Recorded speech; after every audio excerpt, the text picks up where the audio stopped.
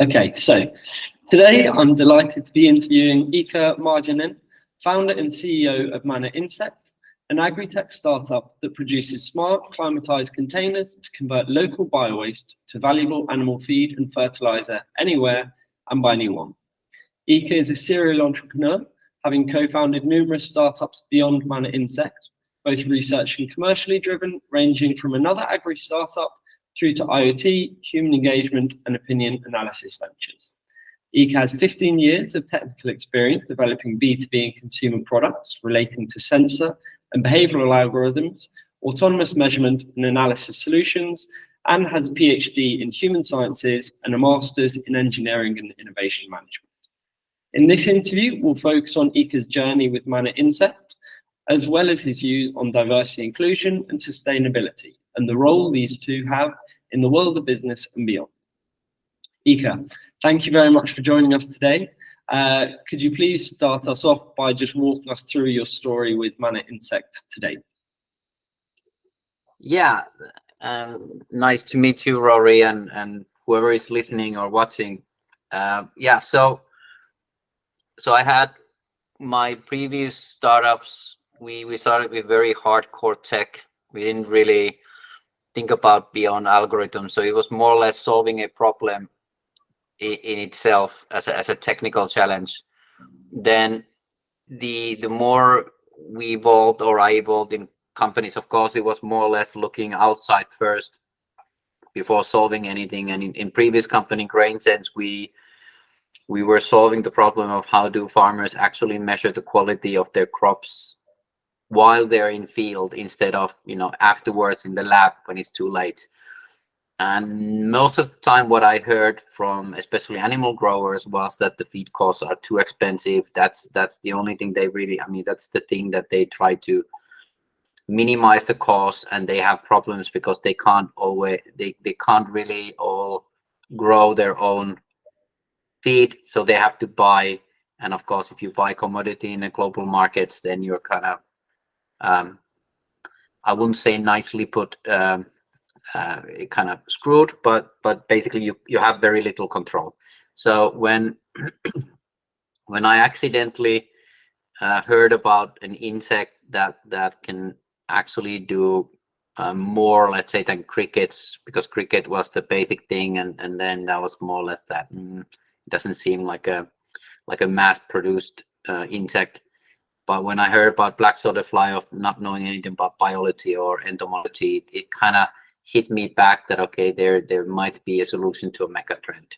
So it more or less, I would say that for me it was the growing as an entrepreneur through each of the companies and kind of finding success and failure, and then evolving as an entrepreneur, more of looking like the big picture instead of the engineering side of things. And in this sense, it just makes sense that if you're solving food problems, there has to be a big market.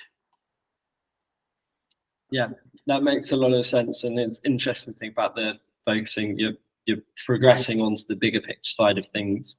And what's the current state of Manna Insect at the moment? Well, we are in the, let's say, the exciting but very, very difficult phase of startup, where you're transitioning from developing and ideating and all that to a real world where you have to actually sell your product, and you have to start making it as a sustainable operations from business side. So we started about a year ago, focus on sales and learning how to sell and deploying the first containers and the first units.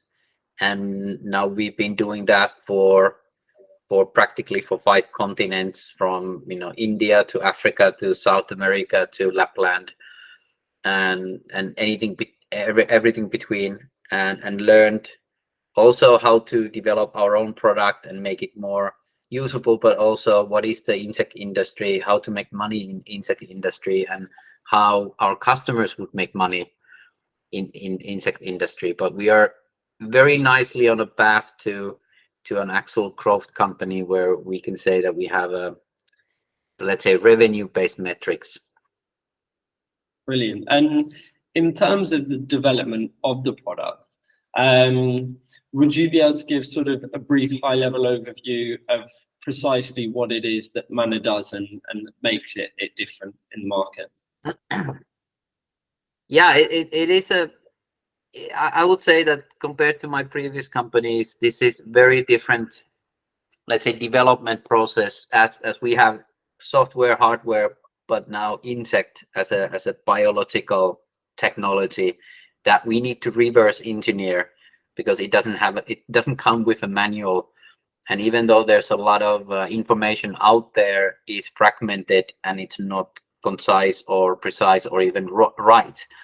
So we within this very complex and very kind of multivariate space, we have made everything very clear by always focusing and say, okay, the end result has to be that our customer has to make money, and he has to make money by competing with soy meal. and that's a very ambitious and very, let's say, restrictive goal of what you can actually deliver to be able to, for our customers to do that. And then that gives you a very strict limitations of what you can develop and how much can it cost, and how complex can it be. So in that sense, that made a very complex picture very simple for us.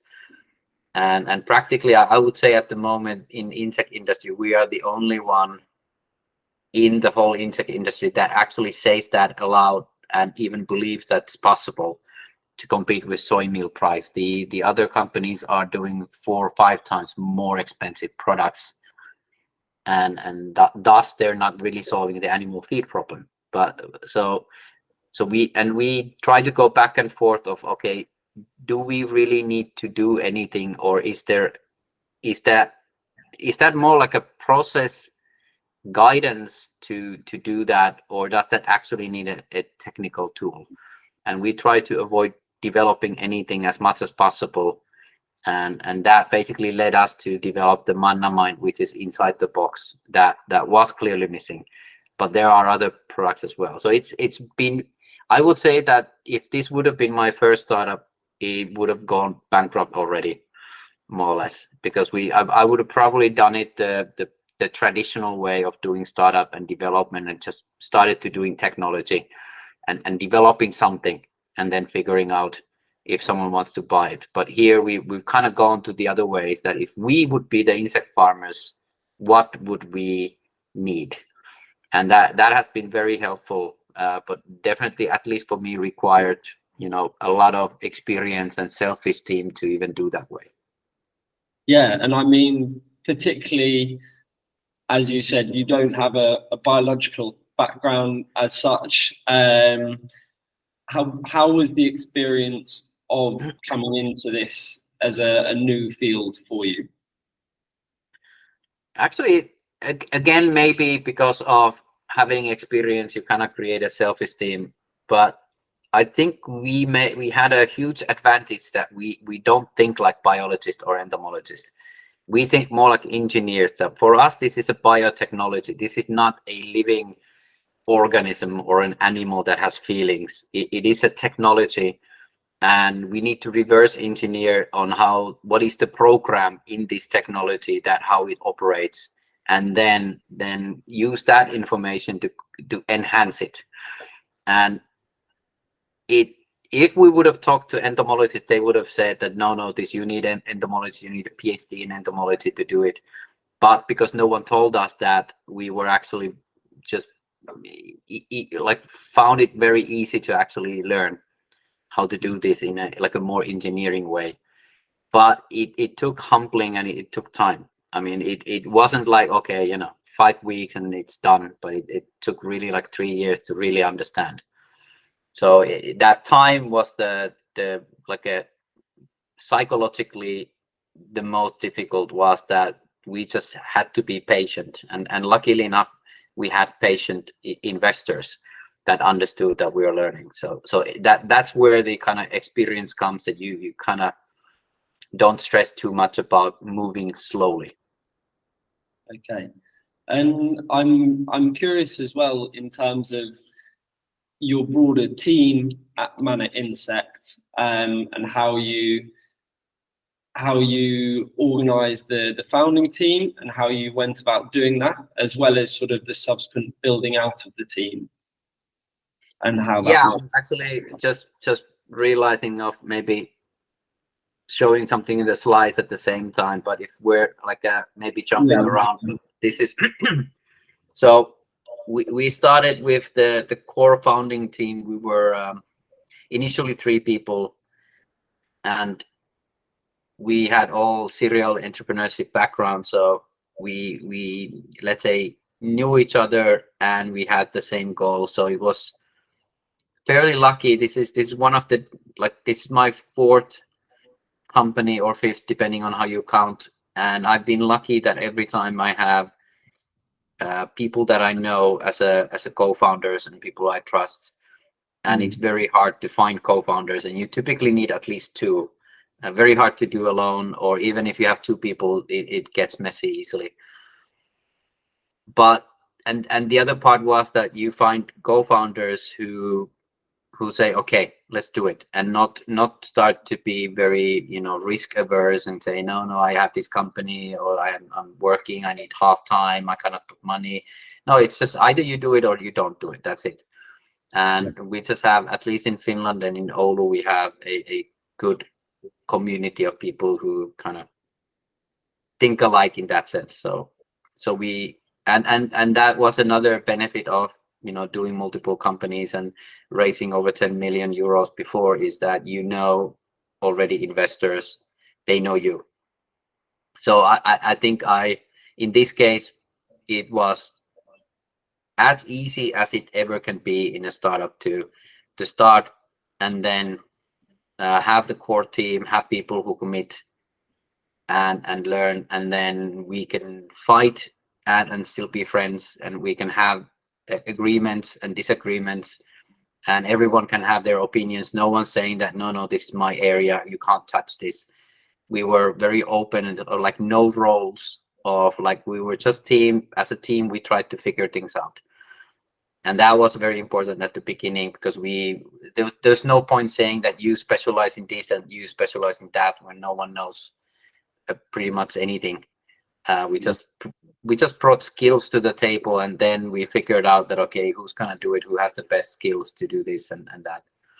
So that helps. And then it was kind of fairly easy to hire and increase. We were 4 years, we were like 3 people. Yeah. And last year about this time, we decided that, okay, now we have something to sell, and we went from 3 to 11 in 4 months.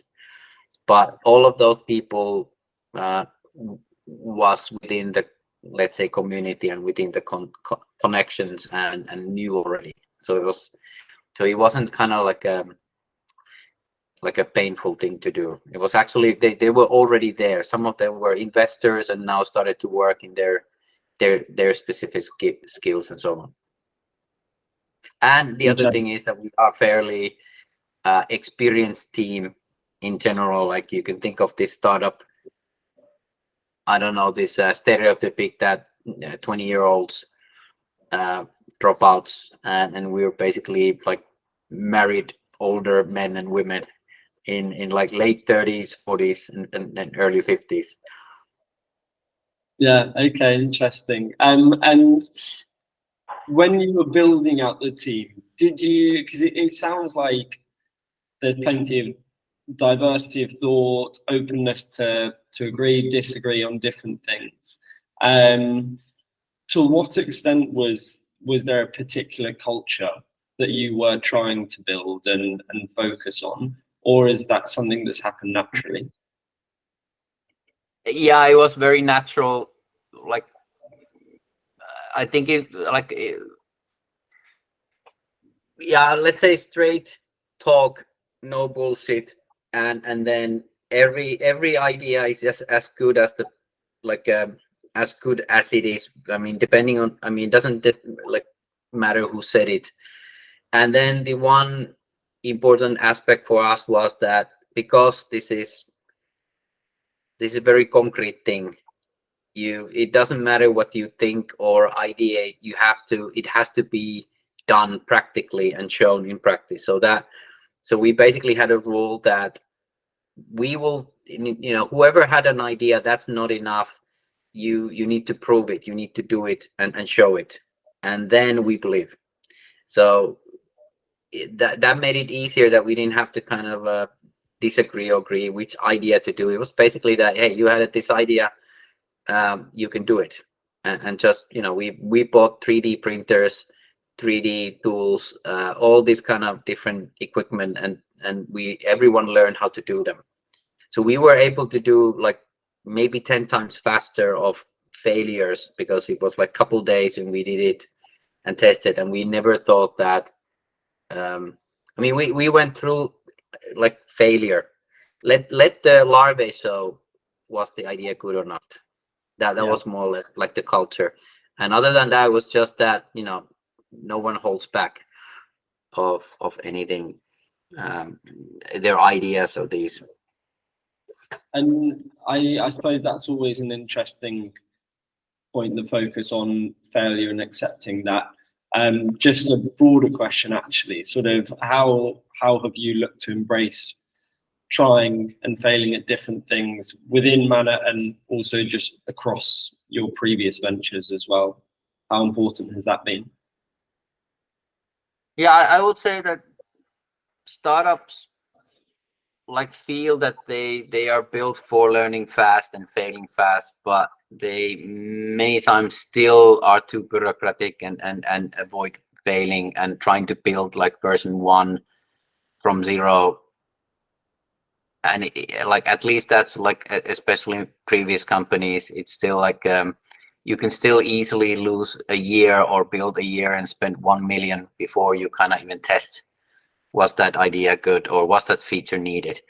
So I think that's the key, that you figure out how you can test and fail today or within this week with some few hundreds of euros, instead of building something for 6 months and it's not that failure is clear that it's 0 or 100. It's like, that's another thing, is that it's I think the failure is more or less that no one really cares. That doesn't, like, that feature wasn't really like a any kind of big emotion or any kind of interest. That's more or less the failure, instead of that, no, it was shit.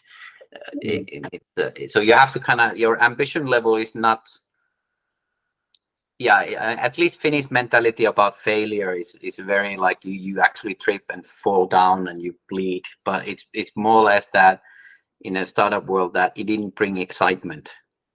And then in our case, it was actually much even easier, because initially every failure meant that the larvae didn't grow, or they didn't do better. So it was much faster to fail, because we knew that if we can get this larvae to grow our process and with our tools to a level that allows soy meal price, which means that certain amount of work, certain amount of electricity to produce 1 kilo of larvae, we know we're gonna succeed in a bigger picture. So it was, in that sense, it was a little bit easier to assess failure. Okay. Yeah, very tangible in that sense. One thing I wanted to pick up that you mentioned, I think you referenced sort of the Finnish mentality of failure. And you'd also previously said Manna Insect are working across 5 different continents. So I'd be very interested to hear how you found the experience of working across geographically, culturally different markets with very different people, etc., and any challenges and opportunities that's offered to you. Yeah, it's so I thought, like, in the previous companies I've traveled a lot, typically like 100, maybe 100 flights a year, but most of them were very like similar, like Western context, Western countries, Europe and US and maybe Japan. And now in Manna, it's been almost the complete opposite of Africa and India and Indonesia and Colombia and these kind of countries where you just normally don't go if you start as a European or a Finnish company. They seem very difficult compared to selling to Sweden or UK or within EU.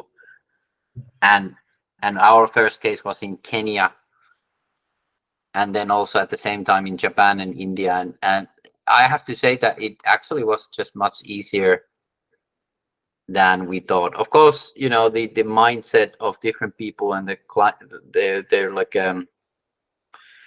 their culture of how they what does deadlines mean, what does yes mean, it is very different. But we have actually found out that it's more similar than we kind of feared, that it would be more diverse or more different eventually. And then the good thing, at least the positive thing in East Africa and in India, was of course that they speak so good English that you have no language barriers or documentation barriers of these. Yeah, we did know this now in South America, that yeah, we need to translate to Spanish most of the materials, but it was much easier than we thought. And of course we have this principle which we have to keep as we can't take that many risks, that actually the customer case starts when when the money is in our bank account. So that helps a lot in delivering, and not really caring if they come from a very difficult country or not. Yeah, no, that makes sense.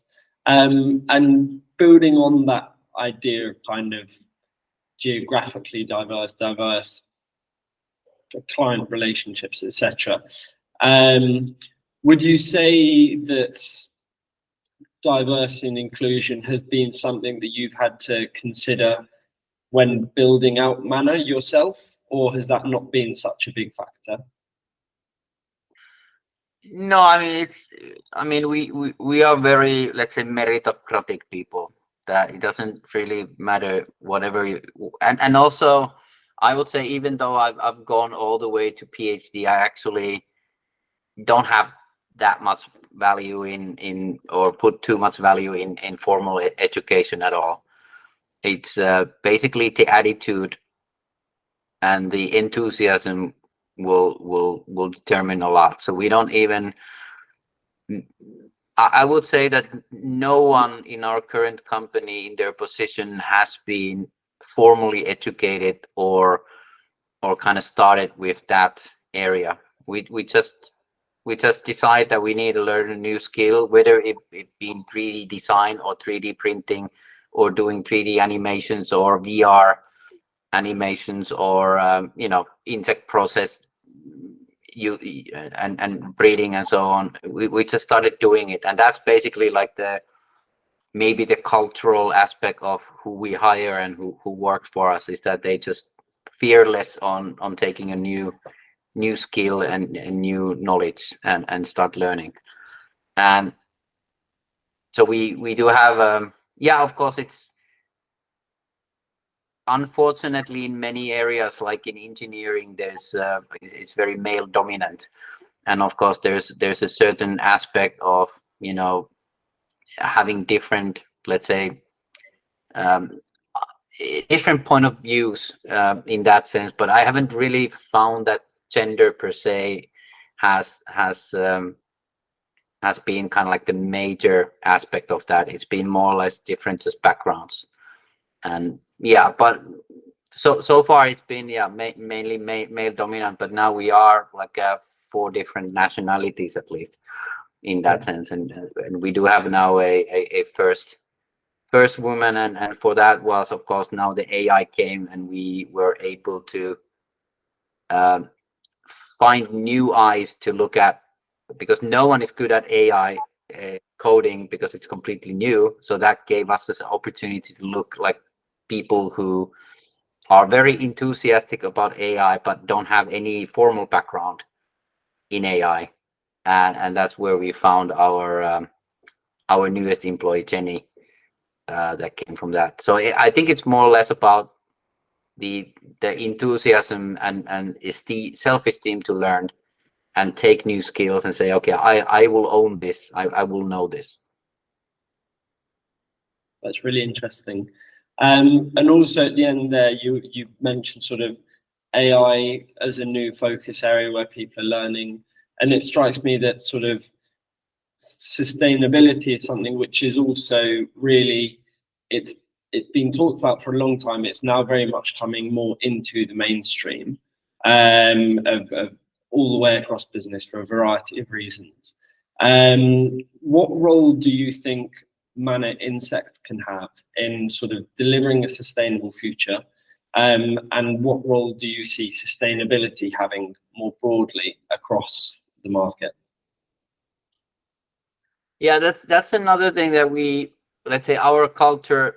I mean, my colleagues are hunters, and they're just not hunters, but they actually build their own tools to hunt, meaning bows and arrows. And so this kind of a typical sustainability branding didn't really suit us. I mean, we tried diesel pickups and so on. So we've been thinking about this, and for us, what sustainability means is that you can be as local as possible, and also in that sense, kind of self-sustainable from business-wise as well. So, and this is where I do see and do criticize a little bit our industry, insect industry as well, is that we hype in a bigger picture that this is so sustainable and this, but then when you go a little bit into the numbers, people get the wrong impression of what does it mean. I mean, no one's buying 5 times more expensive product for the purpose of that it's sustainable in a vague term. So how we see things is that it has to be a Kenyan farmer needs to save costs for him to adopt an insect-based solution, which in itself is sustainable because it uses the local bio-waste streams, minimizes soy and minimizes all the exports, and then allows more steady food production for the local farmer.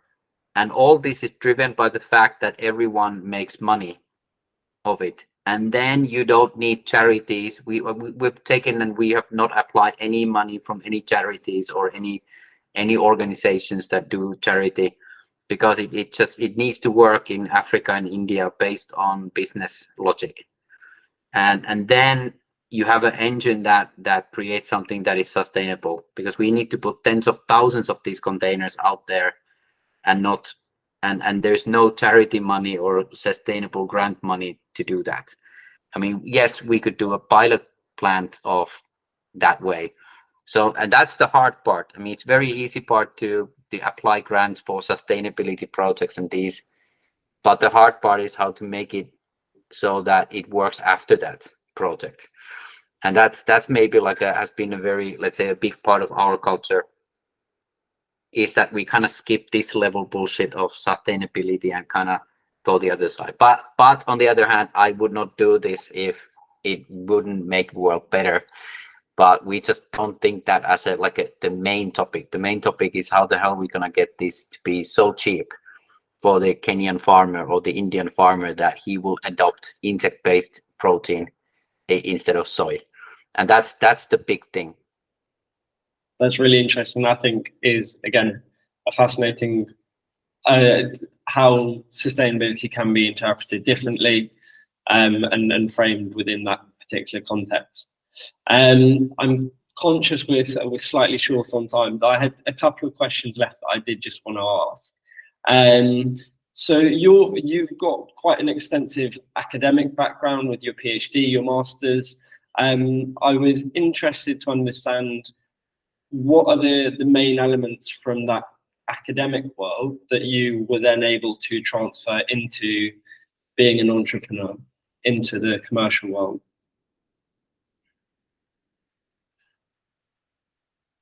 Yeah, I think they were, like, especially in development side tools, because the academic and research side, and I was, let's say, fortunate that I was not in the university. I was in a technical research institute, which actually focuses purely on R&D, not like teaching, or you don't have students and these. Everyone's professional and everyone's technically professional. So you learn tools and you constantly learn how to learn and get new knowledge and new ideas, and you can test them. So and I have never worked in a normal job where you would do anything routine. 5 years as a research scientist and then 15, 16 years as an entrepreneur. So, but I can imagine that I would have gotten very bored very easily because you need to do something routine. So I think that was a very helpful on that.